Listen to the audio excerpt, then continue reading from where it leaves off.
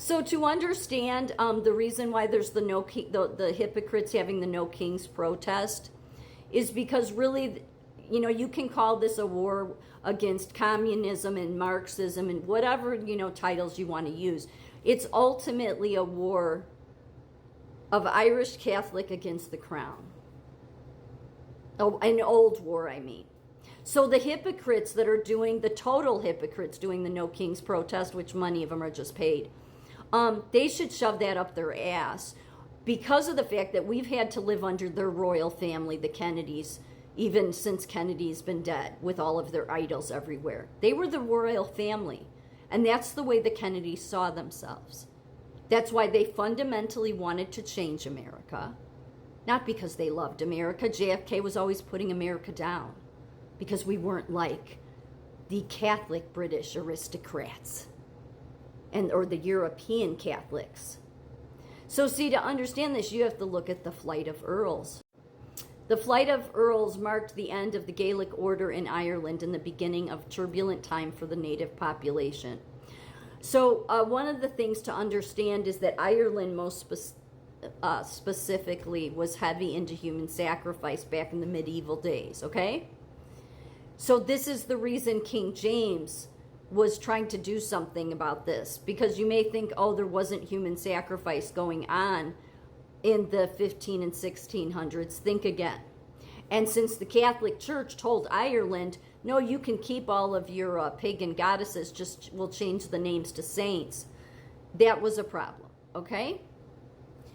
So after the flight of earls in 1607, Ireland, especially Ulster, experienced significant political and social changes that affected religious dynamics. The flight marked the departure of leading Gaelic Catholic nobles who had resisted English rule. Again, the rule they were resisting was in English. It was the King of England, but he was Scottish. It was King James the First. So they fled in the middle of the night.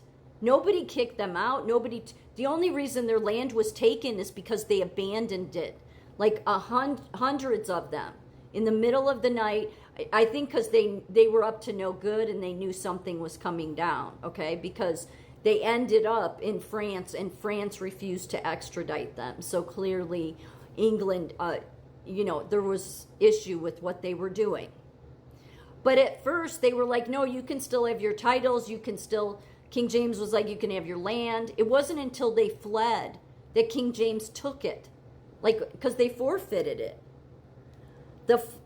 So with their exile, their lands were confiscated by the English crown. That's why they were confiscated. They abandoned them. They were redistributed to Protestant English and Scottish settlers in what became known as the Plantation of Ulster.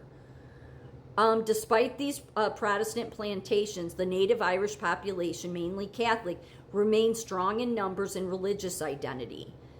The absence of the Gaelic aristocrats weakened organized resistance, but did not diminish the Catholic faith. Right, they continued to practice their paganism secretly.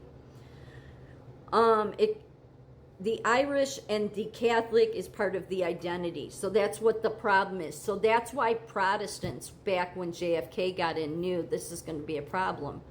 That's why the gates of hell blew open when he got in. That's why God didn't intervene. Okay, you should always ask, why is God not intervening? And you can listen to people that say, well, we don't know the answer to that. No, when it comes to big, high-profile or presidents or leaders, no, you should look at that. Because if they're doing what God wants, God will protect them. Just like he protected Trump, just like he protected King James I from the Catholics being able to blow him up in Parliament, okay? When those high leaders don't get protected, or very big figures, then it should tell you they're not truly walking the walk, as they say. So they make it seem like that King James was coming in killing people, and no, he was issuing fines. He wanted to stop the paganism because it was and he was trying to push the right Christian stuff. Because he knew who the papacy was. All the Protestants knew who the papacy was. The Catholics didn't want to let it go. They were too brainwashed. I don't know. It's still the same problem today. There's no answer to it. So then our founders, we create this religious liberty, okay? And then, of course, when the Catholics started coming here to America, it wasn't fair to the Protestants. It wasn't. It showed that Catholic Church only wanted control and power. Okay? That's all they wanted. All right? Because there was no reason for that. But that damn seed of Satan just will make sure to get a hold of every country it can. Never wants to look at itself, take any accountability, look at how, torturous their inquisitions were. Nothing. And their parishioners, because they stay in it, they allow the continued child molestation problem to continue, in my opinion. Because that's how you would end the child molestation problem in the church, is if Catholics would realize you don't need that church, find a different one. But, it's just neither here nor there. So ultimately, that's what this war is about, because Donald Trump goes back to the lineage of King James IV of Scotland, who was the grandfather to King James VI. So these hypocrites having their No Kings protest, because Donald Trump's not, I like when he jokes about being a king, because he wasn't raised with those values. But is he in lineage to that? Yes. But these hypocrites don't want to look at the fact that we had a king. He was called JFK.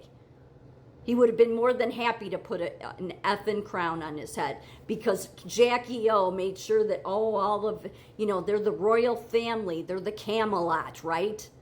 Yeah. Except they weren't tied to any nobility, except in Ireland, yes, but it was, it was a smaller kind of nobility, and it was the Lords of Ormond. The Vance family, okay, and I have Vance blood. Half of me is Vance. They married a ton of Kennedys, I read today, and I'm like, say it isn't so, it can't be true. Then I realized when I looked into it, I'm like, oh no, they married noble Kennedys of Scotland. A bunch of Vances did. Yeah, they married Kennedy nobles of Scotland. The JFK line isn't tied to any of those Kennedys. So I was like, whew.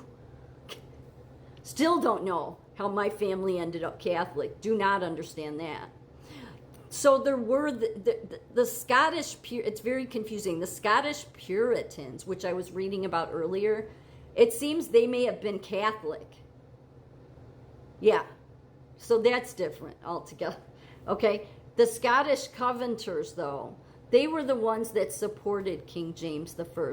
They just what it was a ton of them eventually came here. That's why there was all these waves of Protestants coming through, 1,000 years coming here, is because every time a new king arose, then it was all different laws. And for whatever reason, King James, the first sons, both were pretty much tied to Catholicism, okay? So then when they were in, one of them it wasn't very harsh on the Protestants, but the other one was, and was getting, bringing totally the papacy back.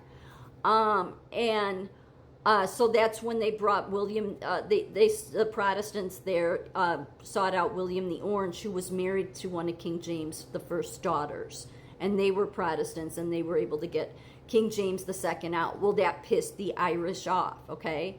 Because they wanted to, their identity to Catholicism was more important to them than their identity to God, all right? And the fact that even, to this day, nobody wants to look at the historical child molestation problem showing the fruits of that Vatican and that Catholic Church is unbelievable to me. But that's what this is really about. JFK did not get in to do anything good. He wanted to fundamentally change this country. And he was in with the, the EU kind of aristocrats. Yeah. And he was Irish Catholic. So his war was always still with the crown, because he knew a ton of those Protestants that were tied to King James I came here. That's what this all really is about.